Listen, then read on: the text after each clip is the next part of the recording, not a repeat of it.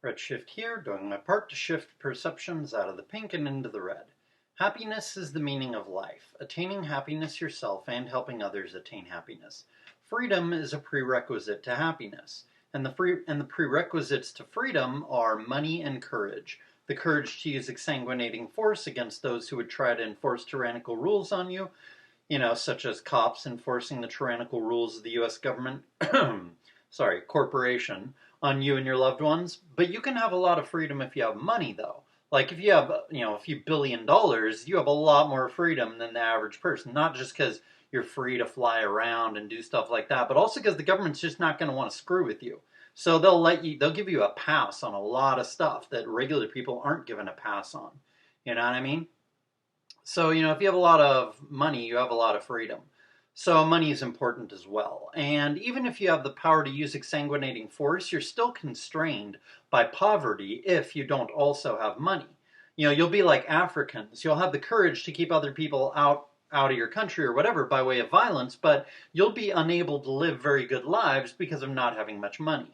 So you need both money and courage. But of course, morality is also essential to freedom, and so you need to be moral as well. And you need freedom to be free, and you need wisdom to be free as well.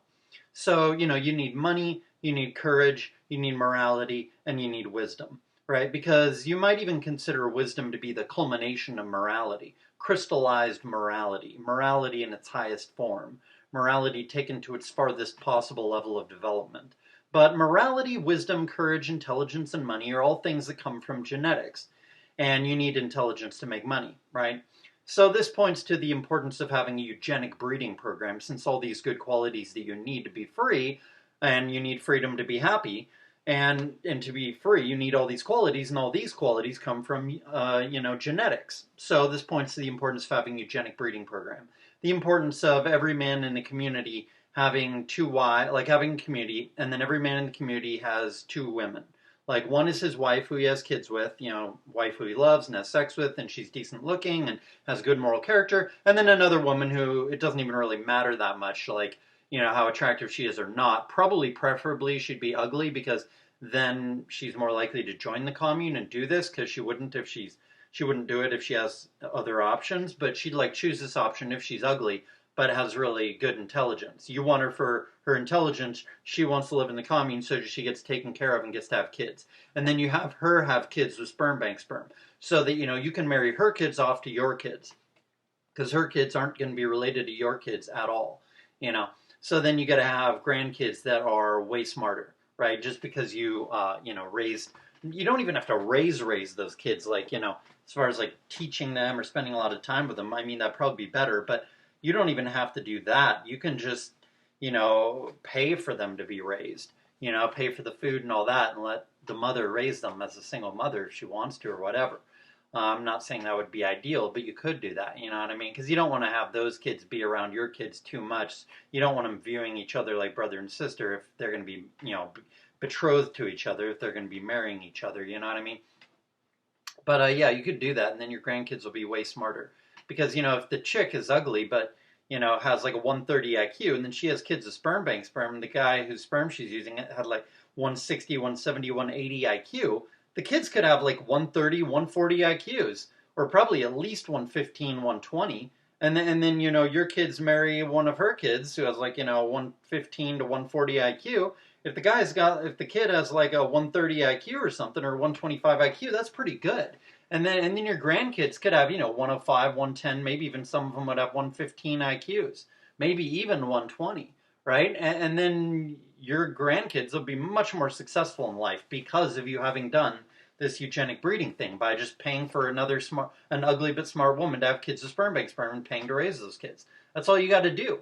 And if you're living really frugally, you could afford to do that. Which a commune helps you do. It helps you live very frugally. You don't have to pay rent and all that, right? So this is a really, really good thing, right? And there's no squick factor involved either, no grossness factor, because your wife's not having to, use sperm bank sperm to get herself pregnant, so you're not having your wife get pregnant by another guy's sperm, so there's no grossness factor involved with doing it this way.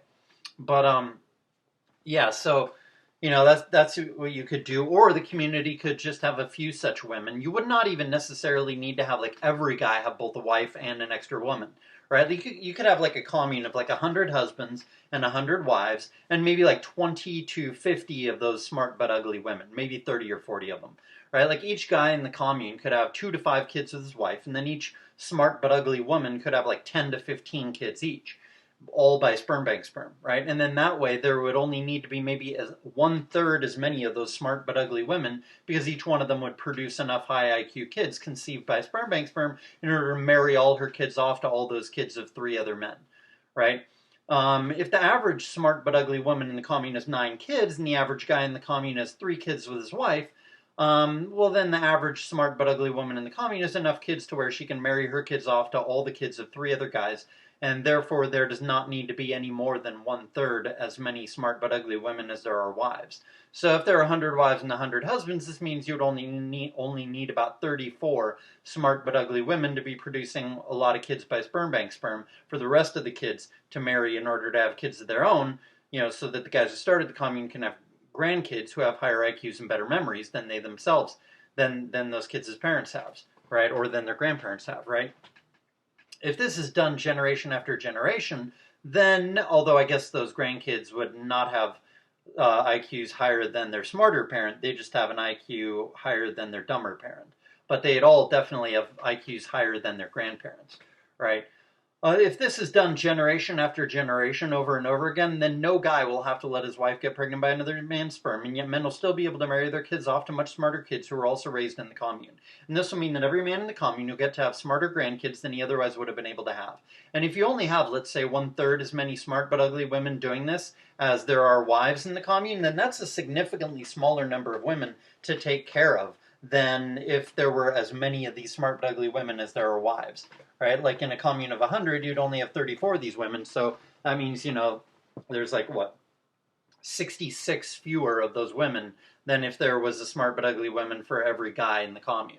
You know what I mean? So you really don't need as many. Although if there's like 10 to 15 kids per woman, that's going to be a lot harder for her to take care of that many kids, especially if there's not a guy there helping to raise those kids, right? But I guess then, like, you could have 3 guys all help her raise those kids. I guess that would work as well. But yeah, so let's see here. Where was I on the script? Yeah, even just cutting down the number of mothers, smart but ugly moms who is having kids by sperm bank sperm, even just cutting that number down by 2/3, while not cutting down on the number of the kids that are born by those women, that itself would significantly lower the number of people in the commune, the number of women that you'd have to take care of, and thus, that would be saving a lot of money, right? And plus, fewer numbers, they'd be easier to control, right? But like I was saying before, having eugenic breeding program is absolutely essential because technology now is freedom or enslavement. And to develop technology, or to even build up technology in the commune up to the current level of development in the rest of the US, would take high IQs and great memories in order to learn a lot about technology, in order to build up the commune's technological infrastructure, like maybe building a cell phone tower on the commune's property, things kind of like that. And being moral and courageous is also dependent on one's genes, and that's another reason why having a eugenic breeding program is important. Because without the right genes, the commune will not be sufficiently moral to be functional, and or will not be sufficiently brave to keep the commune free from outside influence, free from the meddling of the United States. And without a eugenic breeding program, the people in the commune will not have IQs high enough to make lots of money, and thus will not be able to buy more land and grow the size of the commune, and will not be able to save much money, and thus will not be able to build up the technological infrastructure of the commune either. You can't be free if you don't have money. And you won't be able to make money in the future if you don't have a high IQ. And you can't be free if you don't have courage. And you can't be free if you're not moral. And all that depends on your genetics. Thus, it is absolutely indispensable to do a eugenic breeding program in your commune. Another reason to have a commune is the issue of saving money. I've already mentioned how important money is to growing the commune and to freedom as well, because money is power and the outside world is not going to mess with you if you have a lot of money, at least if you also have a lot of people and all the people are willing to use guns against anyone who tries to take the commune's money. I mean, like, look at Jeffrey Epstein, right? Like, he had $560 million or something like that. I think it might have been 567 or somewhere around there, right? Like, but that didn't stop the government from arresting him, right? But that's because he didn't have a bunch of allies living with him who were willing to die to defend him, and he's willing to die to defend them to keep the government out, right? Like, if he had like, 10,000 or 50,000 people living with him in a commune on his island, like Little St. James Island or whatever that island that he bought was called. Like, if he had had that, then they could have kept the government out. He could have prevented himself from ever getting arrested, right? But no, it was just little old him and maybe a few servants as well or whatever. But that's a far cry from a community of hundreds or thousands of people and thousands of women and thousands or tens of thousands of children, all of whom are willing to die to keep the government out or prevent even one person in the commune from being arrested. Right, like if everybody in the commune is willing to die to prevent even one person in the commune from being arrested, then no one in the commune can ever be arrested, and the cops can't come in because it would be a massive PR disaster to attack and kill all those women and children and everything. You know what I mean? But like I was saying, communes are important not just to saving money so that you can grow your power and be free, all by being frugal and pooling the money of lots of savers in order to grow the commune's strength. But money is also important in terms of passing strength to the next generations. Obviously, not having savings is a bad thing. But on the other hand, whatever wealth you have when you die will pass into other hands. And so it's not like you can take your money with you when you die, assuming you go anywhere when you die, such as the next life. Your money has to stay behind. And so since saving is necessary and good, but you can't take your money with you when you die, the question becomes, who do I bequeath my money to before I die? Or in a will, so that when I die, the money goes to who I said. Right? Like, who do I bequeath my money to? If you live out in the world, then your parents and your siblings and your cousins and even your friends are all probably not trustworthy enough to leave your money to, right? They'll probably waste it. And since your money should be in the form of gold or silver, you have to be able to trust that they will not just spend it on something, when they do spend them. You have to be able to trust that they're going to spend it on something wise when they do spend the money. And you don't want them to spend it easily, right? But you also have to trust that you have to trust also that they're going to keep it for a long time, right? If at all possible. They'll keep it in the form of gold and silver for a long time, preferably decades, before selling it and buying something important with it. Something important like land. But if you live in a commune, you can trust all the people who live in your community with you, or you can at least trust most of them. You can pass the money to the community as a whole, to be spent on buying more land for the community, or on building up the infrastructure of the community, such as putting in more plumbing or faster internet access, or building more houses or other forms of dwelling structures, such as barracks, where lots of people all sleep like in basic training in the military, or like in Fight Club when they did Project Mayhem in that movie. Or you can pass on your money to specific people in the commune who you specially trust more than anyone else, instead of passing on your money to the community as a whole. Like Buddha is recorded in the Dhammapada as having said, trust is the most important relation. In other words, trust is the most important part of any relationship. And that's true. It's true about romantic relationships, it's true about friendships, it's true about business relationships, it's true about familial relationships, it's true about all relationships. And if you live in a commune that is highly courageous, highly wise, highly disciplined, highly moral, and has long-term plans, then you can trust the people in the commune. And being able to trust them means you will be able to do things you would not otherwise be able to do. For the most part, a person cannot risk his life for someone if he doesn't know that the other person is willing and able to risk his life for him in return. So if you're both loving and brave and trustworthy, then you can both risk your lives for each other and thus have a level of power that is not available to sheeple. It's a power that for the most part is not even available to evil people. And trust is essential to passing on your money as well. Passing on your money is a bit like finding a student to pass your martial art on to, and who you're going to give all the secret techniques to. It can be a very difficult thing, right? Like, what if you can't find the right person? Like, the person with both the talent and the moral character, Like, what if you can't find that person? What do you do, It can be just as difficult as finding a good spouse, maybe even more difficult. So the advantage of living in a community full of highly trustworthy people should not be underappreciated. It's a huge advantage, right? You should greatly appreciate it. It's a huge advantage to be able to live in a community where most or all of the people are extremely trustworthy. If you live in such a community, you can rest easy knowing that who you passed your money down to will appreciate the fact that it is in gold or silver and will thus not sell it for cash. Right, like you want to pass it down to someone who's going to appreciate the fact that it's gold and silver. you want to pass it on down to someone who's not going to sell it for cash, but is going to keep it in the form of gold and silver because, cash depreciates over time. It goes down in value over time. But you want to give your gold and silver to a person who's going to appreciate gold and silver and who will therefore keep it in the form of gold and silver so that it'll keep growing in purchasing power over time. Because sound money appreciates. It goes up in value over time. Not just in dollar value, but in purchasing power. Like, a few decades ago, you could only rent like three nights stay at a hotel, Motel 6 or something with 1 ounce of gold. Maybe it was several decades ago, but whatever. And now you can rent a room in Motel 6 with 1 ounce of gold for like several days, way more, right? Because the gold has gone up in purchasing power, not just dollars, right?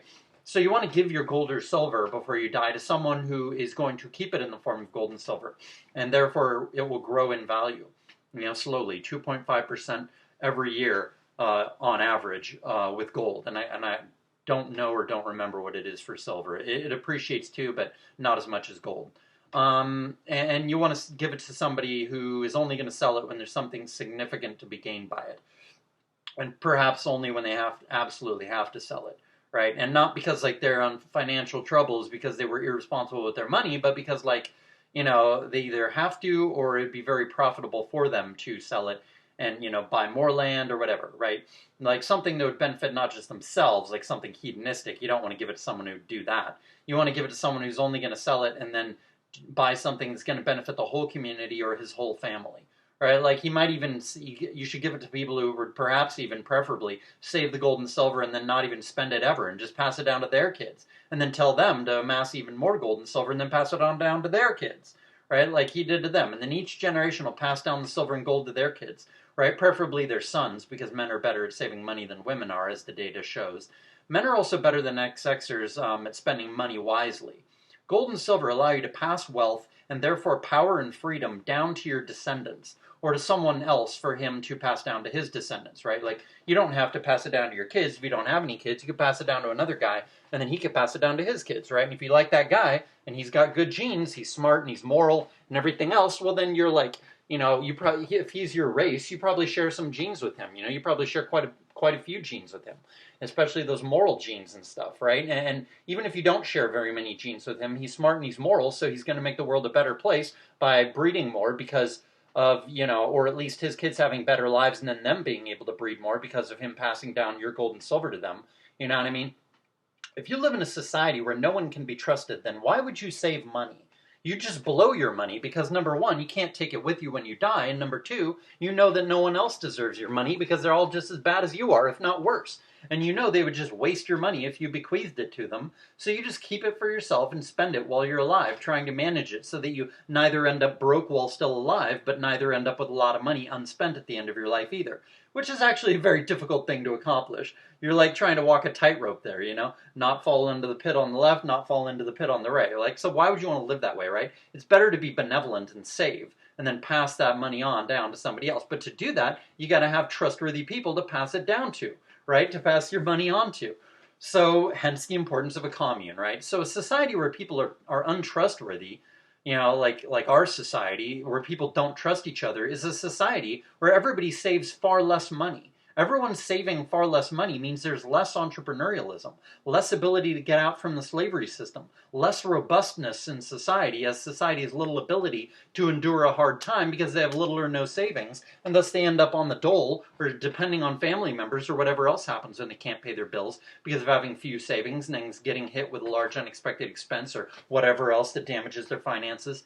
So a society, due to saving less, so society due to less saving and the consequent less entrepreneurialism is a society that has slower technological development and thus has a lower standard of living for everyone, at least lower than it could have been if, it had been a moral society and therefore a trustworthy society and therefore a society that saved a lot of money and therefore a society that had more entrepreneurialism and therefore a society that had more technological development and therefore a society that had a higher standard of living, you see. But if you pass down your money to the commune or to specific people in the commune, then those people who are highly trustworthy and who save in gold and silver themselves will continue to save your money in the form that it was in.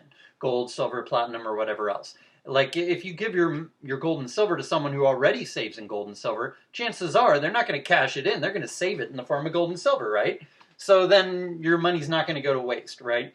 And thus those people will be able to help their sons or grandsons start their own businesses or buy their own land adjacent to the commune to both grow the commune and not have to pay rent to anyone outside the commune. And they will be able to make the commune more robust because of everyone in the commune having more savings than the average person outside the commune has, thus being more able to weather hard times, right?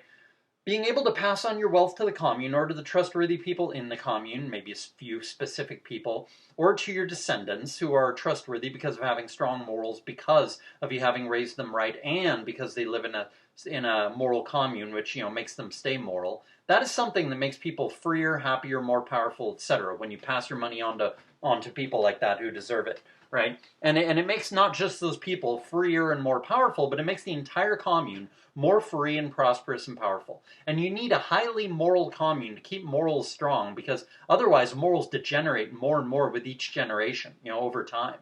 If you don't live in a highly virtuous community like a commune, or like Pastor Dowell's community, call it whatever you will, a commune, a community, an enclave, a no-go zone, whatever. Call it whatever you want. If you don't live in a community like that, if you instead just live in the world like almost everybody else does, then if you pass down $1 million to your kids, maybe your kids will be responsible with it. But then they will grow that money, and then they'll pass $1 million down to each of their kids, and then maybe their kids will be corrupted by it and will waste it, and they'll become sexual degenerates and end up nihilistic, vicious, poor, etc. So you need the commune around to keep everyone from being corrupted by the power that comes with having money passed down to you. If everyone in the commune has money passed down to them, then it won't be anything unusual. If no one in the commune is hedonistic, then the kids will not want to use that money hedonistically. And if the kids know that fiat currency is idiocy, then they won't want to turn their gold or silver that is passed down to them into dollars. They will instead want to keep it in the form of gold or silver until they have a very good use to put that money toward, such as buying more land for the commune or building another large housing structure on the commune, one that will either benefit themselves or all of their descendants, such as a barracks with lots of room for their kids and their grandkids and their great-grandkids over the next few decades.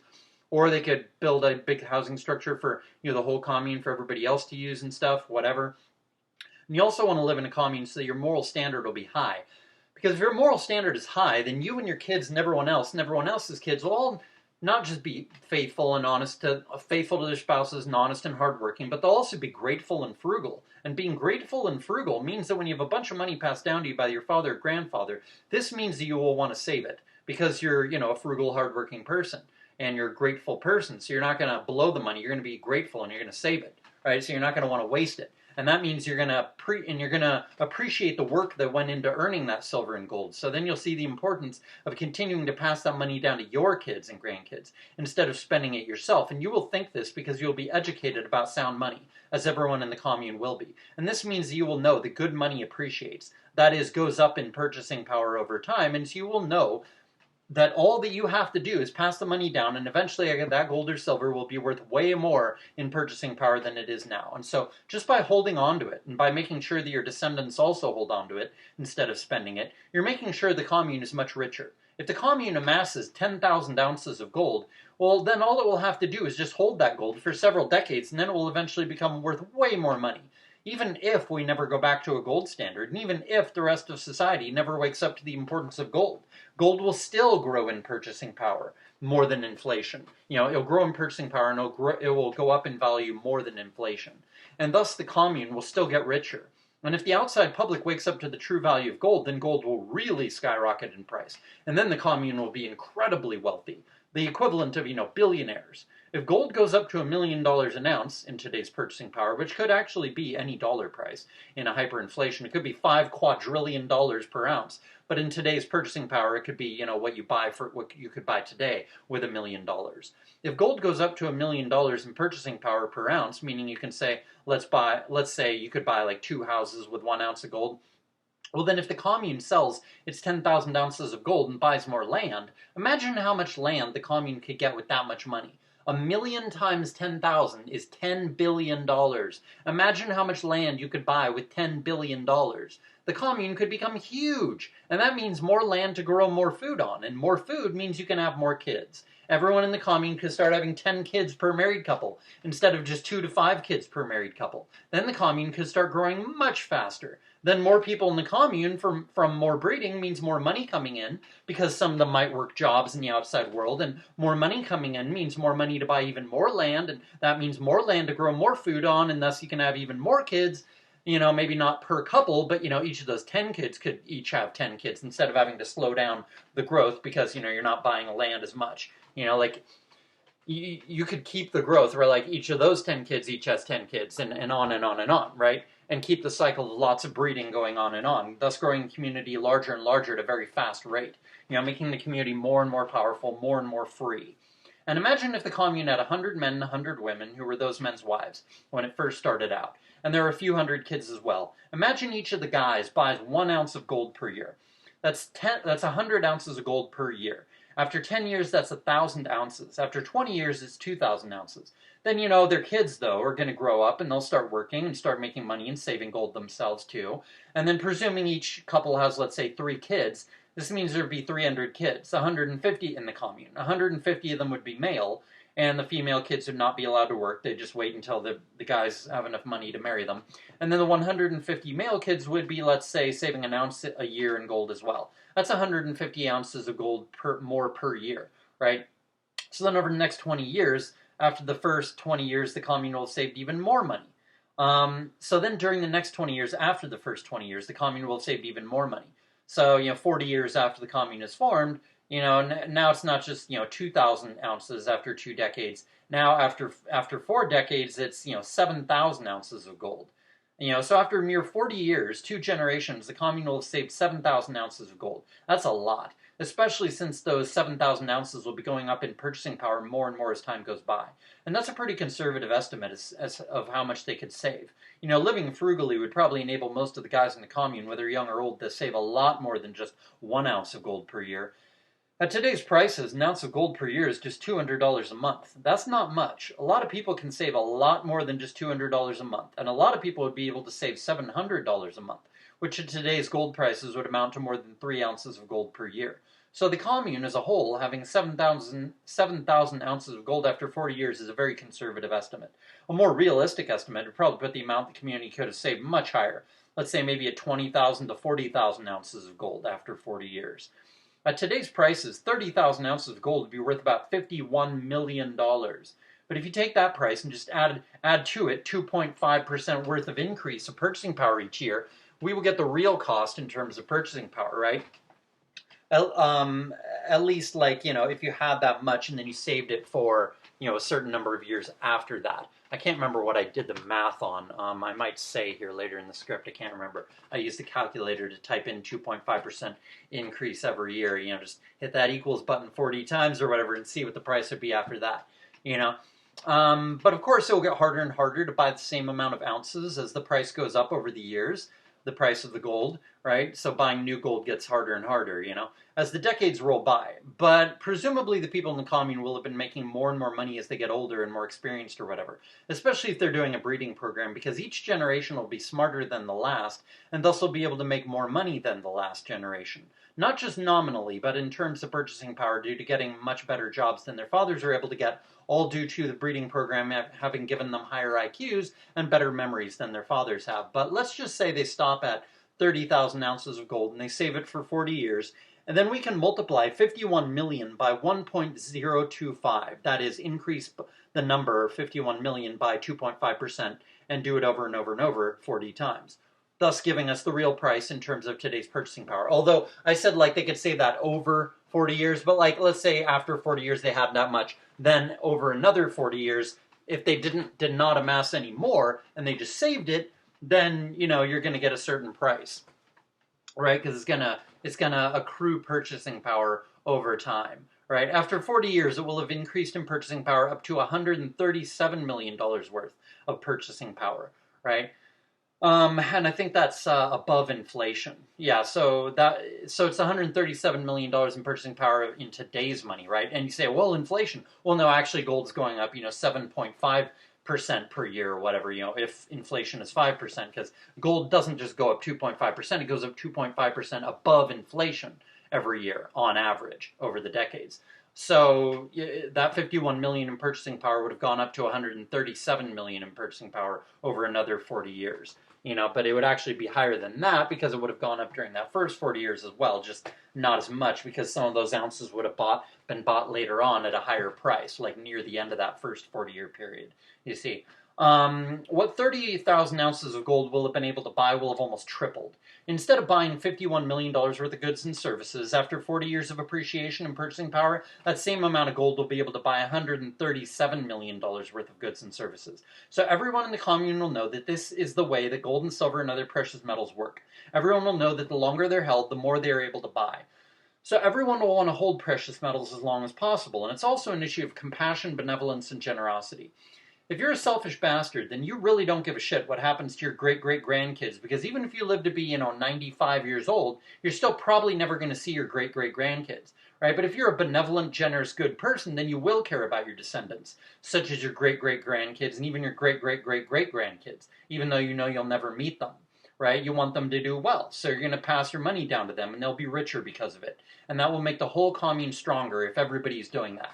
The commune will be stronger many decades later, not just because of money having been saved and passed down, but because that money will have appreciated in value. It would have increased in purchasing power, making the commune even stronger than just having added money. They'll have added money that's worth even more, right?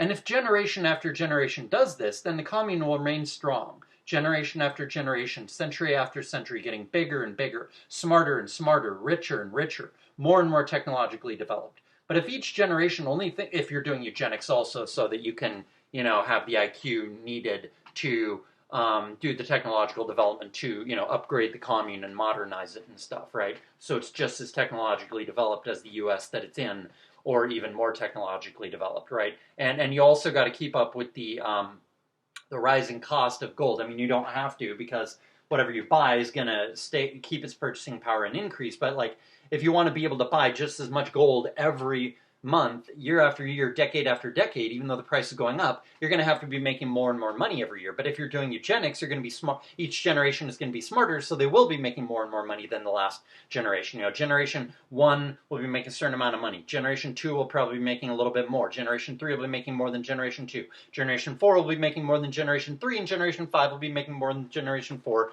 Generation 6 will be making more money than Generation 5, etc., etc., But if each generation only thinks of itself, then the commune will probably, in terms of spending money and not saving in gold or whatever, then the commune will probably become more poor with each generation, and then may eventually collapse and break apart and be destroyed. The land falling into other hands, being bought up by billionaires or by the government or whatever. For the commune to survive and thrive and grow and increase in strength, it has to be frugal and generous and benevolent and pass lots of money down to its descendants who need to be taught gratitude so that they pass that money down to their kids, and so on and so forth. Imagine if the commune, after growing to be 10,000 people, has amassed 200,000 ounces of gold over a period of many decades. Then imagine if they held that 200,000 ounces for another 100 years. 200,000 ounces at today's dollar price is $340 million. So multiply that roughly. Multiply that by 1.025 100 times to get the increase in purchasing power that gold does every year, and you get the purchasing power that such an amount of gold would have after 100 years of appreciating in purchasing power. It would be over $4 billion.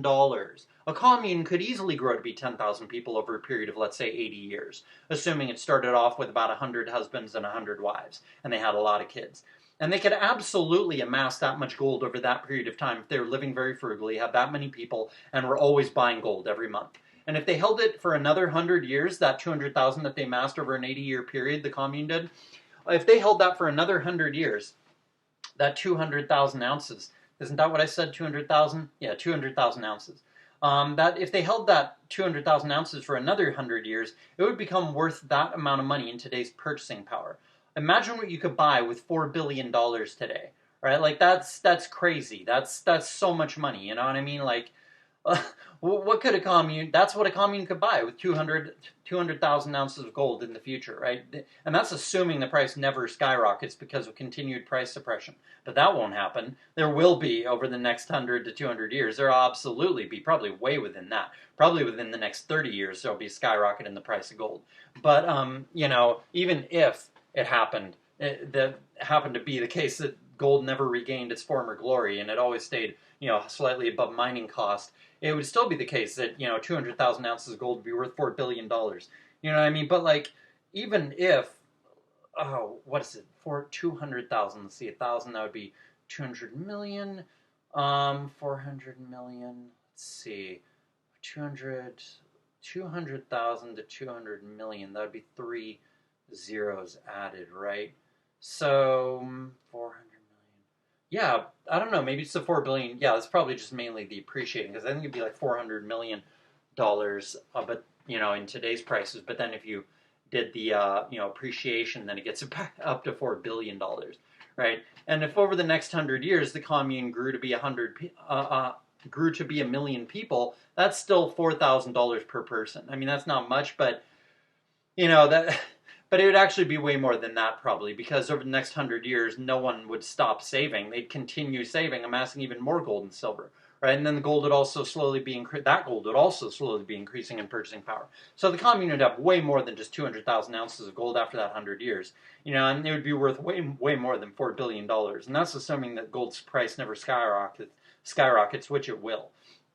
And if you're living super frugally and growing all your own food and reusing everything and getting everything as cheap as you possibly can, and you're not having to pay rent because the properties are all paid off and everything, then even just $4,000 can be a lot of money. And considering because you could stretch it really far if you're really frugal, and considering all the eugenic progress that would have been made in those several decades, and considering how much more money each commune member would be making due to him having a much higher IQ and thus being able to get a way better job, this would mean that each generation would be able to buy probably the same amount of gold as the last generation, even though the price is constantly going up, right? Because they're making more money than each generation before them, right? And the bigger the commune gets, the faster it will be able to accrue greater and greater amounts of gold, right? A 1 million-person commune would have 500,000 guys in it. And maybe 3/4 of those are working age because some are too old and some are too young. But that's almost, let's say, 300,000 to 400,000 people buying at least 1 ounce of gold a year. Probably buying a lot more than 1 ounce of gold per year. That's 300,000 to 400,000 ounces a year at least. So you see what I mean about like as the population gets bigger, you can amass more and more gold at a faster and faster rate. And when I say you, I mean the commune as a whole. Right? And as the commune gets bigger and bigger, they amass more and more gold at a faster and faster rate. And as each generation is smarter than the last, due to having, extra women in the commune, ugly but smart women who the outside society has no use for, the commune will bring those women in and use them to give birth to lots of sperm bank sperm kids with very high IQs and good memories, so that the commune can then marry off those kids to the kids of all the married couples in the commune. Right? Like, due to that means that everybody is smarter, and then, that just makes the commune more powerful in all kinds of other ways as well. 400,000 ounces per year is 4 million ounces per decade. That is a lot of gold. And then when that gold is held for a long time, that will appreciate as well, thus making the commune either much bigger because they use the money to buy land and have more kids, or making the commune much richer, such as if there is no more land around the commune that the outside world is willing to sell to the commune, so the commune is not able to get any bigger. Well, then the commune could just stop breeding at more than replacement levels, could just say, okay, everybody in the commune should now ideally only have 2 kids, right? And obviously after many generations of eugenic progress like that, they probably would not need to do eugenics anymore. And then they could amass more and more gold and hold it for longer and longer periods. And it's not going to be the case like you amass 100 ounces, but you have 10 kids, so now you can only pass on 10 ounces to each kid. And then each kid, unless he amasses a lot of gold, he's only going to be able to amass, if he has 10 kids, he's only going to be able to pass on 1 ounce to each of his kids. You see, so like each guy has to amass a bunch more extra to pass on even the same amount to his kids that he had, if he's doing more than replacement levels of breeding. But if you're just doing replacement levels of breeding, it's way easier to pass a huge amount of gold on to your kids, and then they amass a bunch more, and then they pass even more on to their kids, and then their kids pass even more on to their kids. So each generation gets even richer, way richer, you see, at a much faster rate because of them breeding way less. Not to mention, not only is there more to pass on to each kid, more ounces of gold, but it's a situation of like you were able to buy more gold because you had less kids. So you didn't have to buy as much clothing and go to the doctor as often and all the rest of it. You see? So then you can buy more gold for that. And then you have even more gold to pass on to your two kids that you do have, right? And then so the commune could amass more and more gold and hold it for longer and longer periods after it stops breeding at more than replacement levels and just starts having only two kids per couple. And because there would be no increase in population using up the wealth or diluting the amount of gold that gets passed down to each person, this means that all the descendants get richer and richer in a way that their previous ancestors did not. Then the commune becomes extremely rich and extremely powerful and influential on the outside world. But again, all this increase in wealth and power by passing on more and more gold down to future generations is only possible because of morality. Without morality, this is not possible. It's possible if people are frugal, benevolent, patient, generous, etc., grateful, etc. It's not possible if people are wasteful, selfish, impatient, stingy, ungrateful, etc. And silver is such a useful and important metal that it will probably be outlawed in the future. Only governments and corporations will be able to possess it, and only if they have very strong need of using it. You know, like if it's a corporation that would like some silver, but it doesn't make a product that absolutely needs silver, it could use another replacement like copper or gold or whatever for that same thing. It might work not quite as good, but it still would work pretty good if they did use something other than silver. Well, then the government will be like, no, you can't get any silver. Silver is only for corporations that make things that absolutely need silver, right? That's going to be the case in the future. I'm not saying it'll happen in the next 50 years, but, you know, in the next like 400 years, that will absolutely happen, I would say.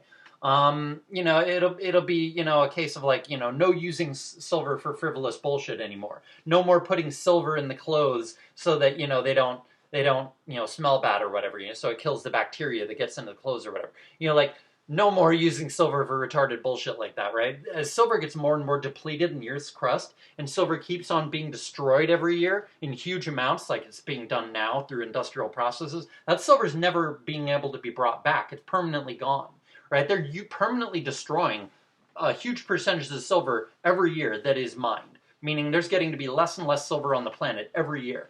You know, this means that silver will eventually be outlawed. Normal people will not be legally allowed to hold silver. But if you have a large, powerful, well-armed, highly courageous, incredibly self-reliant, isolated, highly moral commune that has amassed a huge amount of silver, well, if the commune is brave enough and well-armed enough and its silver is well hidden, well, then the government will not be able to attack the commune because there'll be, you know, tens of thousands or hundreds of thousands of people in the commune, or maybe even over 1 million people.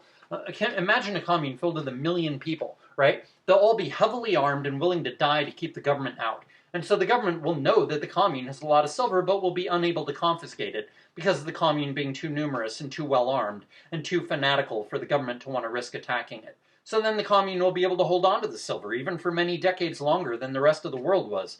Like, the rest of the world is holding silver, but then, you know, the government outlaws it, and then everybody has to give it up or face going to jail for decades, right? So then everybody gives up their silver, but the people in the commune don't have to because they're too well armed, and their infrastructure is unstoppable. It's like really developed. So the government could never stop the commune, you know what I mean? And they have solar panels and wind, and, you know, they are electricity independent. They don't need the nuclear power plants of the outside world, et cetera, et cetera.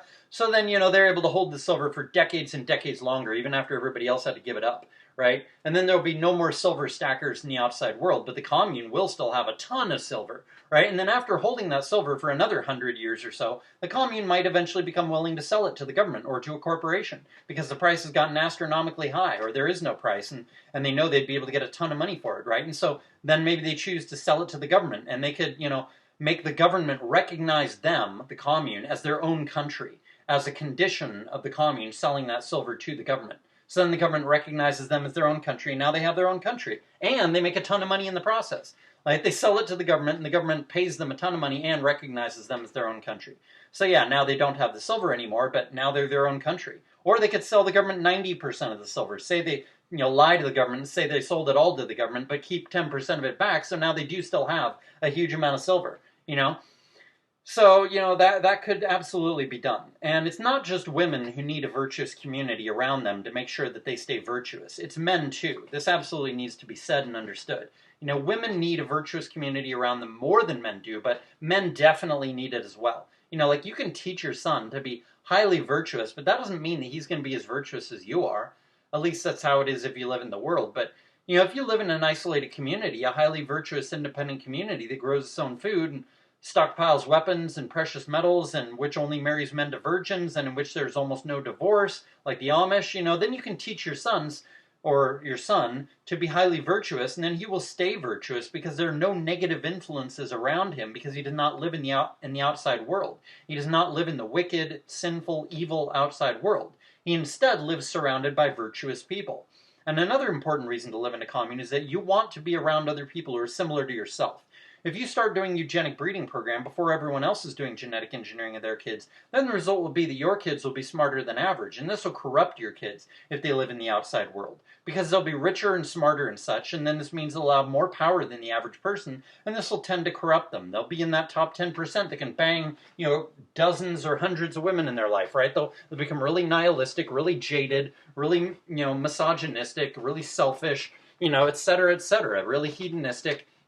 You cannot trust on your good parenting to save your kids from this incentive to become corrupt that is naturally given to them when they are way smarter, and therefore, well, maybe not even way smart, just like 120 to 130 IQ and a great memory and decent looks and some charisma. That's enough, and good health. That is enough to have enough power to where you'll get significantly corrupted by it, right? The world is your oyster if you have a high IQ and a great memory, especially if you also have charisma, energy, and good looks.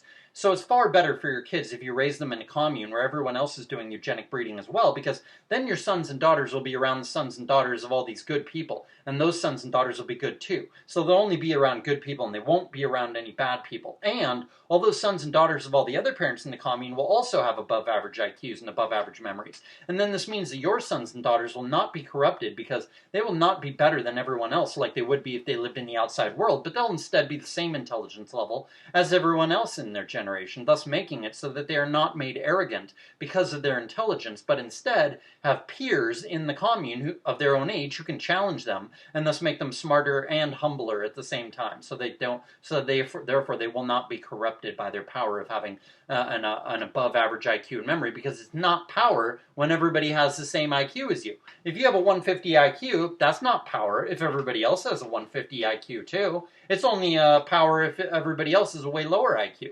You see? Being around your own kind is a huge advantage in many ways. This is true about being with your own kind when it comes to being around people who are your same religion and who thus have your same morality. It's true when it comes to race, and it's true when it comes to political philosophy. Whether you're a big government advocate or a libertarian or an anarcho-capitalist, you should be around people of your own kind. It's also true when it comes to people of similar intelligence. People of similar intelligence level hanging out with each other is a good thing, because they can benefit from each other far more than they can benefit dumb people or benefit from dumb people. Lots of dumb people are so dumb that you can't even make them any more knowledgeable or wiser, no matter how much you try to explain or prove things to them. Their head is like a block of stone. You can't get through to them, right? It's a waste of time for the smart people, and it's a waste of time for the stupid people to try to enlighten these people. So smart people should be with smart people, and dumb people should live with dumb people. Probably ideally, they should all have their own countries. Country of dumb people, 80 IQ people live in one country, 90 IQ people live in another country, 120 IQ people live in another country, 160 IQ people live in another country, 180 IQ people live in another country, etc. Generally speaking, people should hang out with their own kind. ANCAPs should live with ANCAPs. Christians should live with Christians. 120 IQ people should live with 120 IQ people, etc., etc., etc. People should not have to be dragged down by other people who are either different or worse. People should not have to carry the weight of dumber or lazier or more foolish people. 130 IQ people should not have to carry the weight of 100 IQ people. Hardworking people should not have to carry the weight of lazy people. And wise people like libertarians and ANCAP should not have to carry the weight of foolish people like liberals. Your smart kids will be less arrogant and less hedonistic if they grow up in a commune full of other smart kids, just as smart as themselves. In a commune, you are more able to save, and you are more incentivized to save, because you save money, that is. Because you care about everyone and about the success of the commune as a whole. And therefore, it won't just be you who is saving more than you would have if you had lived in the outside world. It will be everyone in the commune who will be saving as much as possible. And thus the commune will get much richer much faster. And even if everyone in the commune is living very humble lives, very frugal lives, and is not rich, and the community is not super powerful or anything, and is not super luxurious or anything, at least everyone in the commune is able to meet their basic needs. They have shelter, they have food, they have neighbors who care about them, they have a long-term goal that everyone is helping them achieve, that is making the commune super powerful over the next 100 years so that it can eventually become the first anarcho-capitalist country. And at least everyone in the commune is free or mostly free of debt, is not living paycheck to paycheck either. Right? Like, debt is slavery. Like, the Bible says this, I think, and I think there's a Buddhist sutra that basically says that as well. At least everyone in the community in the community is living better lives, more fulfilling lives, more stress-free lives, more happy lives than most of the people in the outside world are living. The people in the commune might seem to have less when it comes to trendy, brand new material goods, but the commune members are not up to their eyeballs in debt. They're not slaves to having to obey the cops. They're not in the situation of being incels. They're not in the situation of being slores. That is, the women in the commune are not in the situation of being slores due to having engaged in promiscuity and being soulless because of it, right? They're not having to pay out, and the guys are not having to pay alimony and child support to a cheating ex-wife. They're not being prevented from seeing their kid. They're not addicted to pornography. They're not addicted to alcohol or cannabis, etc., etc. The commune members may appear to not be as well off as the outside world, but they'll actually be way better off than most of the people in the outside world are. They won't just be as well off, but seem not to be. They'll be better off than the people in the outside world are. And like I was talking about earlier, generosity allows you to transcend death. It allows you to pass wealth forward in time, even hundreds of years forward in time, all due to moral character. The moral character of yourself and the moral character of all the people who continue to pass the money on down, generation after generation. Growing the wealth with each generation, or at least dividing it up between multiple people, and then each of those people growing it back up to previous levels, then thus multiplying the stack, growing the total amount of gold and or silver. Selfish people cannot transcend death. They can't give their life for someone else. They can't even risk their life for someone else, generally speaking. They also cannot pass large amounts of wealth down generation after generation, because even if they pass their wealth down, their kids or their grandkids will end up wasting it because their morals will not be high enough to live in a community and thereby assure that their descendants would be as moral as they are. But unselfish people can risk their life for someone else because they're not selfish. You know, they can even give their life for someone else. An unselfish person can pass wealth on for hundreds of years, passing it from father to son, or father to someone else, and then that person passes it to a worthy person or to his son, and on and on and on for hundreds of years, growing the stack of silver and or gold larger and larger. And all of this is only possible because of morality. Gratitude, generosity, frugality, compassion, etc. And because of living in a moral commune that enforces this strict standard of morality so that everybody being around moral people makes sure that everybody is moral. Vice is a binding thing. Virtue is a liberating thing. Vice is known as fetters. You have as many chains as you have vices, as has been famously said. Such as, infidelity, drinking lots of alcohol, being an asshole, whatever the vice is, that is a chain. The more vices you have, the more bound you are, the less free you are. Virtue is freedom, though. Morality transcends limitation. It transcends death. It transcends fear, etc. When people are afraid of coronavirus, they won't go outside. Their fear prevents them from going outside. Even if they're young and healthy, like, they're 22 and they have zero risk factors for, being maybe dying from it, no pre-existing conditions or anything that might put them at risk. They're totally healthy. They really should have no fear of coronavirus, but yet they're afraid. And so they're not going to go outside, right? Like, fear is a fetter. Fearlessness is freedom. And that's how it is, right? And cowardice is a non-virtue, and courage is a virtue. Right? So courage is freedom, and virtue in general is freedom. Generosity is freedom, fidelity is freedom from lust, compassion is freedom from anger, etc., etc., etc. Virtue is freedom.